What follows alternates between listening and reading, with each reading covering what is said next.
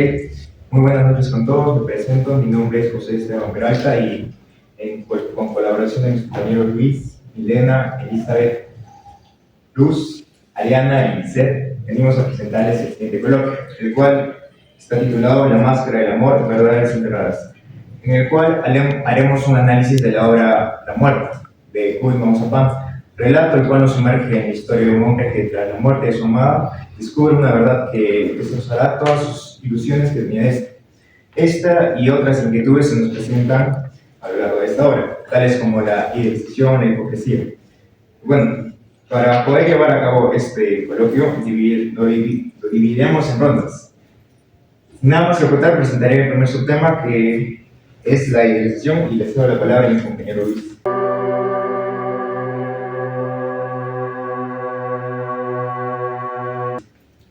Muchas gracias. Bueno, respecto a la idealización, primero que nada veamos un análisis sobre a qué nos referimos. Idealización nace del subconsciente de una persona que no vive la realidad. Ahora, respecto a la obra, veamos que en cuanto al inicio, vemos que el protagonista inicia de una forma muy peculiar al analizar y al describir a su pareja de una manera fenomenal y casi perfecta. Segundo acto, al momento de que la esposa o la pareja fallece, al final se demuestra una actitud diferente debido a que la esposa regresa y cambia la descripción del epitafio que tendría la tumba en la cual ha muerto a una verdad de que lo había engañado al protagonista. Entonces, ¿en qué cae el protagonista? En decir de que él había idealizado a la persona y que se da un golpe con la realidad. Esto, por otra parte, también es una demostración de que el autor va a hacer una crítica al romanticismo, debido a que él pertenece al realismo y al naturalismo. ¿En qué sentido? Que el romanticismo idealiza y mentaliza a las cosas y no tiende a ser real. Bueno, claro, como mi compañero menciona, ¿no? En sí, nuestro autor es considerado como realista. Sin embargo, presenta influencia por parte del naturalismo. Esta es una corriente la cual nos menciona cómo el comportamiento de las personas son influenciadas en base a lo que son sus emociones o impulsos. Es por esto que nos damos cuenta que en el cuento el protagonista, como mencionó mi compañero, pues idealiza, ¿no?, a su pareja y la hace ver como casi perfecta, por lo que nos damos cuenta que se deja llevar por lo que es el amor, ¿no?, y por la tristeza que siente al ver que esta falleció. Ahora, considero que nuestro autor pues nos pone una reflexión, nos hace pensar en que realmente una persona cuando ama a alguien solamente se enamora de lo que son sus virtudes, de lo que son sus cualidades y llegan a idealizarlas, ¿no? Sin embargo, esto no debería de ser así. Debería una persona enamorarse y amar a alguien, ya sea por los defectos que ésta tenga o por los errores que puede llegar a cometer. Bueno, con respecto al cuento, pues se puede apreciar en primer lugar que el protagonista la describe a la mujer como un ser perfecto, un ser impecable, libre de cualquier mancha impura, casi poniéndola como una divinidad.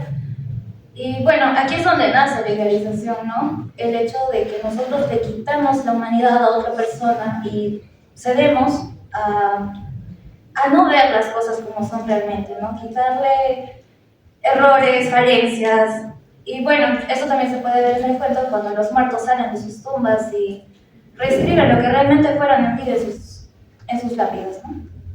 Sí, bueno, continuando con el análisis de la idealización, podemos ver que este se encuentra en los detalles de la narración del propio protagonista. A través de su dolor principalmente, él nos narra cómo ha perdido a la mujer que supuestamente amaba. Sin embargo, en realidad ha perdido la imagen ya fantasiosa que tenía de ella. ¿Cómo podemos ver esto? En los simbolismos que utiliza el autor. Tipo, como se nos menciona mucho a esta mujer, sin embargo, nunca nos dicen cómo se llamaba, cómo se veía o cuál era la historia que estamos compartiendo. Entonces, se le está quitando cualquier tipo de identidad y se le está convirtiendo simplemente en un arquetipo de lo que sería una mujer perfecta. También se puede ver a través de las omisiones en la memoria del protagonista.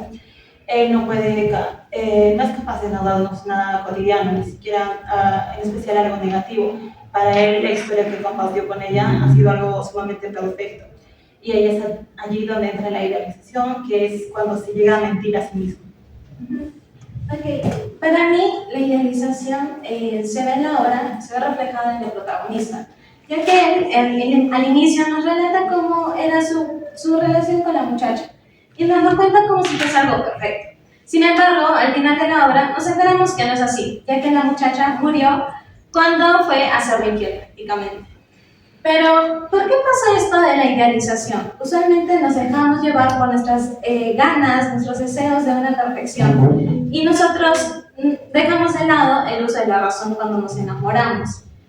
Y eso también va de la mano con el estilo de Guy de Maupassant, que él tiene un estilo pesimista, ya que él no busca una relación perfecta, busca una relación real. Y bueno, su final es abierto, ya que no sabemos qué sucede con el protagonista después de despertarse en su desfallecimiento, que cabe recalcar que el protagonista cuando se entera de esta noticia se desmaya. Bueno, de hecho, sí, ¿no? Ya con todo lo mencionado por mis compañeros, caemos en cuenta que uno de los principales temas que trata Guy de Maupassant es la idealización. Y esto lo vemos sobre todo enfocado a lo que es el amor y a la muerte. Desde el inicio se nos plantea a un protagonista que plantea a la mujer que ama como alguien que no puede hacer cosas malas, sin errores, trata de ver lo mejor de ella, pero ya a medida que avanza la historia descubrimos que esto no es verdad y se cae esta perfección que él le ha dado, ¿no? La versión idealizada y surrealista. Del mismo modo, con todas las demás almas pasa lo mismo. Sus versiones virtuosas que toda la sociedad les ha pintado son falsas. Y es muy impresionante el hecho de que son ellas mismas quienes salen a borrar estas mentiras para evidenciar su realidad. De cierta manera, esto también nos hace caer en cuenta que muchas veces somos nosotros, la sociedad como tal, quienes imponen, ¿no?, estas mentiras, muchas veces piadosas, para hacer quedar bien a nuestros seres queridos, justamente por eso, ¿no?, por el hecho de que los queremos, haciendo prevalecer muchas veces nuestras emociones a la realidad, lo cual no está nada bien. Muchas gracias, compañera. Bueno, como hemos podido escuchar, en este relato se nos presenta la idealización como aquella práctica en la que llegamos a construir una imagen perfecta, ¿no?, de las personas, ignorando sus efectos y sobre todo su verdadera naturaleza. Y que bueno, que cuando esa verdadera naturaleza sale a flote, nuestras ilusiones se pueden derrumbar de una manera muy dolorosa. Bueno, con esta reflexión doy por culminada la primera ronda e iniciaremos la siguiente ronda, donde abordaremos otro eje fundamental de este relato, que vendría a ser la hipocresía.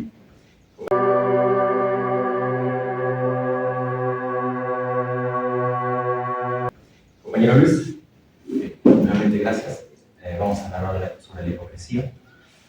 Primeramente, veamos que en el contexto sociocultural en el que pasa el autor, que es un contexto de reestructuración política, en el cual la burguesía tiende a crear o organizar nuevas normas éticas y morales, las cuales no se cumplen y tienden a ser solo una fachada o algo que no va a ser completamente cumplido, o mejor dicho, no va a ser cumplido. Entonces, vamos directamente a la obra, que al ver que cuando salen todos los muertos de sus tumbas y cambian los epitafios por las verdades, en vez de dejarlas con la idea que tenía cada persona en cuanto haya muerto, se demuestra, ¿no?, que hay una gran cantidad de hipocresía debido a que dicen y expresan lo que ellos han sido en vida, más no como las demás personas los consideraban. Entonces aquí nace la crítica, ¿no es cierto?, de que el cuento que hemos tratado sobre la muerta es una crítica, ¿no?, a la burguesía social que estaba en ese tiempo. Claro, bueno, considero que un elemento fundamental y muy importante vendrían a ser los epitafios, ya que tradicionalmente estos se utilizan, ¿no?, para colocar frases bonitas o cualidades acerca de los difuntos. Sin embargo, en este punto nos presentan claramente o nos demuestran la hipocresía de las personas, ya que en el cuento pues, nos demuestra que en realidad la mujer del protagonista demostraba ser otra persona. Sin embargo, al morir, este texto que se encuentra sobre la tumba pues nos demuestra que en realidad fue infiel, ¿no? Y es por eso que cae este estándar que tenía. Y es prácticamente, eso es la hipocresía, es decir algo, ¿no? Sin embargo, nuestras acciones demuestran otra cosa. Nuestro autor prácticamente nos invita a reflexionar acerca de esto, ¿no? Nos demuestra claramente qué es hipocresía y sobre todo que la verdad no siempre puede llegar a ser oculta y que la muerte en sí no siempre va a ser, ¿no?, el final de la verdad. Por otro lado, esta muerte pues en realidad podría ser el inicio o una manera en la que las apariencias dejen de ocultar esta verdad para pasar a ser descubiertas. Con respecto a la hipocresía, ¿no? El autor nos muestra también como escenario del cuento el cementerio, que técnicamente lo hace para confrontar la hipocresía, y esto lo hace con el fin de que nosotros podamos ver cómo somos realmente nosotros, los seres vivos, que vivimos a base de apariencias, que siempre nos pintamos una cara bonita para todos y realmente somos otra cosa. Y es por esta razón que pues nuestra sociedad aplaude la mentira, ¿no? Aplaude lo que ven correcto, entre comillas, y ocultamos lo que realmente somos, ocultamos algo, y esta máscara se cae cuando nosotros estamos muertos. Sí, continuando con esto, creo que al hablar de la hipocresía ya estamos introduciéndonos en la parte fundamental del cuento, donde el autor va a hacer ya una crítica, pero en conjunto, llamando a la sociedad hipócrita y diciendo que básicamente nosotros vivimos de las apariencias. Y bueno, que para explicar esto utilizó un elemento fundamental, algo cotidiano y que aún continúa en la vida diaria, que es el uso de los epitafios, que se supone que deberían de ser utilizados con el fin de honrar la memoria de nuestros seres queridos. Y sin embargo escribimos sobre él palabras falsas, no para proteger a aquellos que ya se fueron, sino para proteger la imagen que tenemos frente a la sociedad. Y bueno, y entonces yo considero que aquí lo más importante no sería un caso aislado de una mujer siéndole infiel a su pareja, sino que el verdadero giro de trama en la historia sería el hecho de que es la sociedad en conjunto mostrando cuál es su verdadera cara. De acuerdo con mi compañero Luis, es cierto, en el contexto de la vida de Maupassant, él vivía y consideraba a la burguesía como hipócrita, como falsa y llena de prejuicios. Es por eso que buscaba de esta manera poder desenmascarar a esta clase social, ¿verdad? Y bueno, en la obra es increíble cómo ver cómo los muertos, como lo mencionó mi compañera Luz, cambian los epitafios de características buenas a características reales. Por ejemplo, había un ejemplo de un caballero de 55 años, el cual decían que era un padre asombroso, era increíble, pero cuando él sale de su tumba, cambia este epitafio y coloca que era un ratero y que robaba millones y millones y millones. Entonces, ¿qué quiere? O sea, es increíble ver cómo no, solo la muerte es el único camino de poder desenmascarar la verdad, ¿no? Y ya. Bueno, sí, ¿no? Es muy cierto todo lo que han mencionado mis compañeros. Desde mi perspectiva, creo que también es muy importante mencionar el hecho de que este cuento pertenece a la etapa fantástica de Camille Maupassant. Esto, por lo tanto, nos quiere decir que hay algo de terror. Y aunque al inicio lo de terror a nosotros nos parezca el hecho de que los muertos salgan de sus tumbas, lo realmente aterrador es la caída, ¿no?, de las máscaras sociales. Como planteó mi compañera Milena, nuestro autor no nos plantea la muerte como un final, sino como el punto en donde recién puede salir la verdad a la luz, ¿no? Ya no puede ocultarse. Y bueno, el mismo tema hace un buen contraste con la idealización. De hecho, justo, ¿no? La sociedad es la que muchas veces pone estas apariencias, estas mentiras que dan por resultado la hipocresía solo para quedar bien entre sociedad. Y bueno, los muertos, ¿no? Nuestra interpretación es que ellos salen porque la mentira les pesa tanto que tienen que salir a dar la verdad por fin. Muchas gracias, compañera. Bueno, como has podido escuchar, se nos presenta la hipocresía en este relato como aquella que trata de ocultar la verdadera naturaleza de las personas. detrás de una imagen socialmente aceptable y que, bueno, Mausapán nos hace reflexionar sobre la distancia que puede llegar a existir entre lo que somos y en lo que demostramos a los demás. Bueno, con esta síntesis doy por culminada la segunda ronda y damos paso a iniciar la siguiente etapa de este coloquio, en donde pediremos la participación del público para poder resolver sus dudas.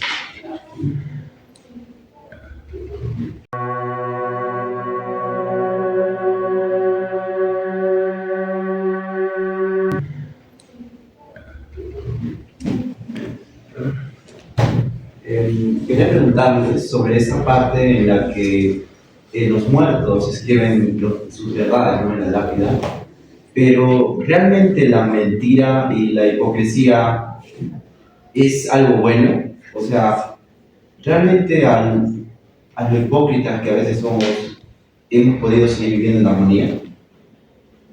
Bueno, la pregunta creo que sería bueno reformularla en el sentido de que, digamos, sería bueno vivir que se continúe o que se vive en hipocresía para poder vivir en armonía, ¿verdad? En ese sentido, pues, la respuesta podría ser que sí, debido a que como tendemos a mostrar lo que a veces no somos, se nos hace más fácil mentir y mostrar una máscara que ser verdaderos, ya que al ser verdaderos tendemos a sobrepensar y a decir que si estamos haciendo las cosas bien o mal. Entonces, y también sobre otro punto es rescatar que para vivir en armonía pues se debería ser verdadero. Sin embargo, eso sería ya vivir en una postura también idealizada, debido a que nadie puede vivir siendo verdadero. Algunos viven de una manera distinta, mostrando lo que no son, una verdad falsa en ese sentido.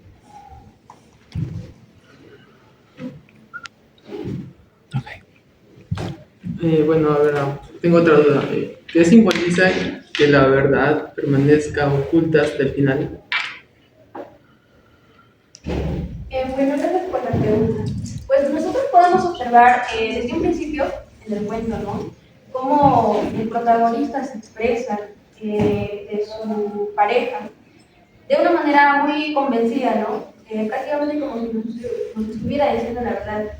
Y esto hace que nosotros como lectores pensemos, ¿no?, y caigamos en que lo que nos está planteando pues es cierto. Y es aquí cuando pues el autor, cuando nos revela de manera tardía la verdad, funciona como una crítica, ¿no?, a la confianza que nosotros le damos a las apariencias, sin tener en consideración si realmente son verdaderas. Y pues eso, ¿no?, nos invita a reflexionar y a ponernos a pensar en que no podemos creer en algo que aún no hemos comprobado que sea totalmente cierto o hayamos reflexionado acerca de eso. Yo también tengo una duda, y es por qué al pasar no da detalles de su amada, ni da su nombre, no revela absolutamente nada de cuando estaba ahí arriba. Y ya. Bueno, gracias por la pregunta. Respecto a justo lo que dices, ¿no? El autor considera que no es propio darle identidad al personaje femenino, ¿no?, que en este caso es la amada, debido a que construye, ¿no?, lo que es el ideal del amor para el personaje, al protagonista, ¿no?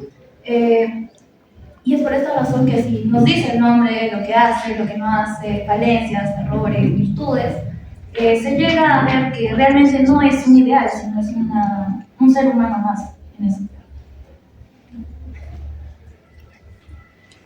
Una duda en torno al protagonista es: ¿en qué medida este es culpable del escenario final en el que se encuentra? Listo, gracias por la pregunta.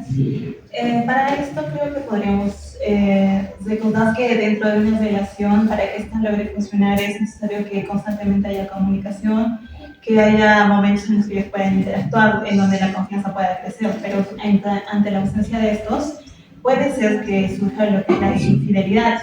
Sin embargo, esto no es simplemente una explicación, no es una excusa. La mujer en esta ocasión es la única responsable de esta situación.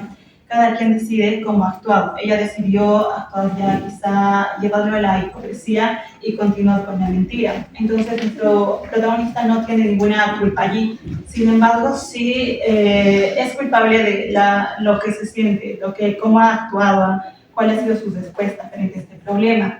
Él ha decidido ver la situación a la mujer, su historia, desde un foco ya muy romantizado, muy fantasioso, y ha decidido ignorar la realidad. Ya bueno, mi pregunta es, ¿cuál en sí es la lección principal que el autor nos quiere dejar a nosotros? Bueno, yo he encontrado dos puntos claves, los cuales son los que mencionamos la idealización y la hipocresía, ¿no? La primera es que como sociedad preferimos una mentira bonita antes de asumir una realidad fea. Y por ende vivimos de las apariencias y del que dirán.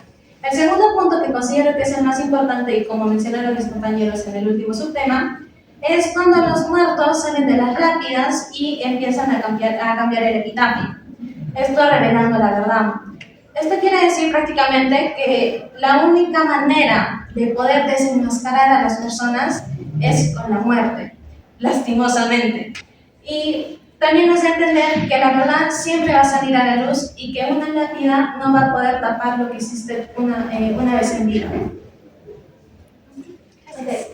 Otra pregunta sería, ¿creen que el verdadero culpable de la tragedia del protagonista es la traición de la mujer o su propia obsesión por idealizarla y negarse a verla como un ser humano real con defectos? Bueno, muchas gracias por la pregunta. Cabe aclarar que la mujer no es culpable. De hecho, es el propio protagonista, ¿no? Porque él se ha creado esa ceguera a partir de su idealización. Incluso, bueno, desde el inicio vemos que él la plantea como un ser divino, perfecto. Básicamente no se adecua a lo que es una persona. Y algo muy interesante es que el hecho que a él lo destroza no es enterarse exactamente que la mujer que ha amado le ha sido infiel, sino el hecho de saber que esa persona que él había construido, su versión tan perfecta, había sido destruida. Incluso también el hecho, ¿no?, de su mentira romántica, esta cae, y muchas veces podemos darnos cuenta también aquí el egoísmo, ¿no?, que él plantea. Algo último más que agregar es que el mensaje que tal vez sí debemos rescatar es que debemos ser auténticos, vivir de acuerdo a lo que nos toca, a lo real que tenemos en nuestro entorno, aprender a vivir con ello y aprender a crecer con ello. Gracias. Okay. Agradecemos la participación del público y las intervenciones de nuestros especialistas. Y bueno, a lo largo de este coloquio hemos podido ver cómo la muerta nos invita a cuestionar las apariencias, la idealización, la hipocresía y el hecho de que a veces la verdad puede ser muy distinta, ¿no?, a la imagen que hemos llegado a construir de los demás. Bueno, esperamos que este análisis nos invite a mirar las relaciones humanas que llegamos a establecer a lo largo de la vida desde un punto de vista más crítico y reflexivo.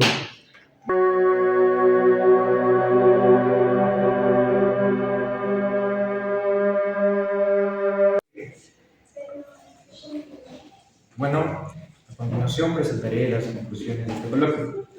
Primera conclusión: la idealización puede alejarnos de la realidad, pues el protagonista construye una imagen perfecta de la persona amada. Solo después de su muerte descubre que esa visión era una ilusión. Segunda conclusión: la hipocresía es presentada como una característica humana, ya que las personas pueden ocultar su verdadera forma de ser para conservar una buena imagen ante los demás, incluso frente a quienes dicen amar.